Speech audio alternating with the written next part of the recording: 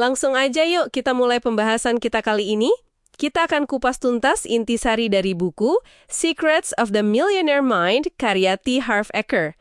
Buku ini punya satu gagasan utama yang kuat banget. Hasil finansial Anda itu sangat bergantung pada apa yang disebut cetak biru uang. Semacam program internal gitu ya, di alam bawah sadar kita tentang uang. Betul. Jadi ini bukan cuma soal strategi investasi atau bisnis aja, tapi lebih ke permainan pikiran, permainan batin kita. Dan Eker sendiri kan cerita pengalamannya. Dari nol jadi milioner, itu dia klaim karena mengubah cetak biru uangnya ini. Iya. Makanya misi kita sekarang adalah membedah nih, apa sih sebenarnya cetak biru uang itu, terus gimana terbentuknya menurut Eker, dan yang paling penting, dampaknya apa buat Anda. Oke, mari kita bongkar. Jadi, cetak biru uang ini pada dasarnya itu kayak seperangkat keyakinan, kebiasaan tentang uang yang udah nyantol di pikiran Anda. Seringnya kita nggak sadar. Otomatis gitu ya jalannya? Iya, Eker punya formula ringkasnya tuh. P, panah R, panah T sama dengan H. Pemrograman masa lalu membentuk pikiran, yang memicu perasaan, mendorong tindakan, nah akhirnya menciptakan hasil finansial Anda sekarang. Implikasinya lumayan dalam ya? Berarti hasil kita sekarang ini bisa jadi cuma gema masa lalu aja dong? Bisa jadi begitu, lebih ke gema program lama daripada potensi kita yang sebenarnya hari ini. Apa yang menarik di sini tuh analogi termostat finansial yang dipakai Eker. Cetak biru Anda itu kayak setelan suhu. Maksudnya gimana tuh? Jadi kalau Anda di setel di level finansial tertentu, misalnya nyaman dengan penghasilan sekian, nah alam bawah sadar Anda itu bakal cenderung cari cara buat balik level itu. Mau Anda tiba-tiba dapat banyak uang atau lagi susah, kayak ada gaya tarik ke suhu nyaman itu. Bekerjanya di bawah sadar lagi. Wah, oke. Itu menjelaskan kenapa kadang orang yang menang lotre bisa bangkrut lagi ya. Bisa jadi, dan ini nyambung ke konsep lain di buku itu. Akar menciptakan buah. Dunia luar Anda, ya termasuk isi rekening, itu cerminan dunia dalam Anda, si cetak biru itu. Jadi kalau mau buahnya beda, ya akarnya yang harus diubah. Pikiran dan keyakinan gitu. Persis. Kata Eker, masalah uang itu seringkali cuma gejala. Akar masalahnya, ya di dalam diri, di program itu. Lalu gimana caranya akar atau pemrograman ini terbentuk? Katanya ada 3 jalur utama ya? Iya, Eker mengidentifikasi 3. Pertama, katanya pemrograman verbal. Apa yang Anda dengar terus-menerus soal uang pas kecil? Mungkin kayak uang sumber kejahatan, atau orang kaya itu serakah, atau kita mah nggak bakat kaya, gitu-gitu. Uang pas tumbuh dewasa, orang tua biasanya.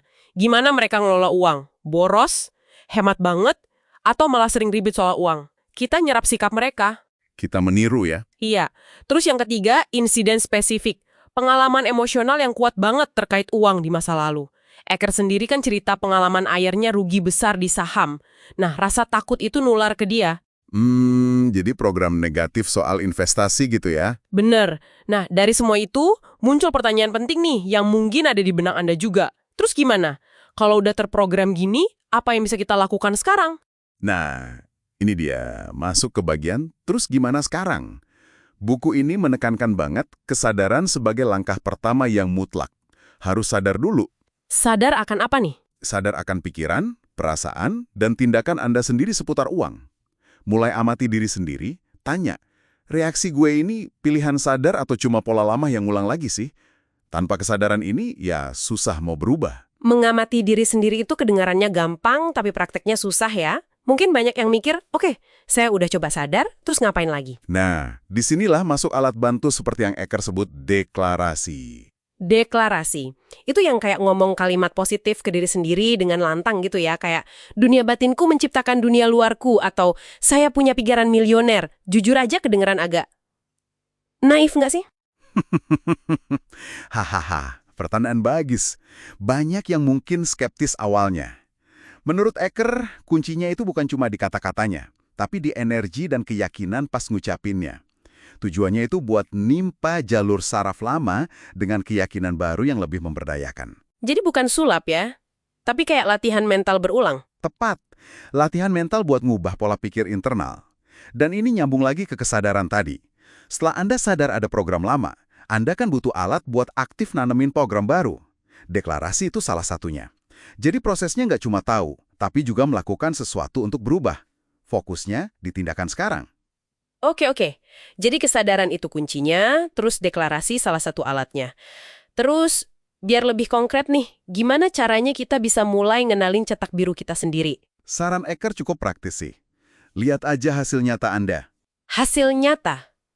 Maksudnya? Cek aja kondisi finansial Anda. Pendapatan, tabungan, utang, aset. Terus perhatiin juga kebiasaan Anda. Cenderung nabung atau boros. Gimana perasaan Anda pas ngurusin uang? Tenang, cemas, atau malah merasa bersalah? Hasil-hasil ini, kata Eker, itu cerminan paling jujur dari program internal Anda. Coba tanya ke diri sendiri. Jadi, apa artinya semua ini buat saya? Jadi lihat realitas aja ya. Itu cerminnya. Betul. Intinya gini deh. Kondisi finansial Anda sekarang, itu ya cerminan cetak biru internal Anda, yang kebentuk dari masa lalu. Tapi kabar baiknya, menurut buku ini, cetak biru itu nggak permanen kok, bisa diubah. Nah, itu yang penting, bisa diubah. Iya, prosesnya itu lewat beberapa langkah kunci. Kesadaran, sadar dulu programnya apa. Terus, Pemahaman, ngerti ini asalnya dari mana. Lalu, disosiasi, misahin diri dari program lama itu. Sadar kalau itu bukan diri Anda yang sejati. Dan yang krusial, rekondisi. rekondisi itu maksudnya? Secara sadar nanemin keyakinan dan kebiasaan baru, bisa lewat deklarasi tadi, atau ambil tindakan nyata yang beda dari biasanya, terus belajar. Fokusnya ya pada apa yang bisa Anda lakukan sekarang. Oke, jelas banget langkah-langkahnya. Sebagai penutup nih, mari kita bawa ini jadi lebih personal buat Anda yang dengerin. Mengacu pada ide cetak biru ini, coba deh Anda ambil waktu sejenak buat merenung. Ada nggak ya satu keyakinan spesifik atau mungkin kebiasaan tentang uang yang Anda curigai selama ini nahan Anda? Sesuatu yang kalau ditelusuri, akarnya mungkin dari apa yang Anda dengar, lihat, atau alami di masa lalu. Nah, coba identifikasi satu hal itu aja dulu. Itu bisa jadi langkah awal yang kuat banget buat Anda eksplorasi lebih lanjut. Sesuatu untuk direnungkan.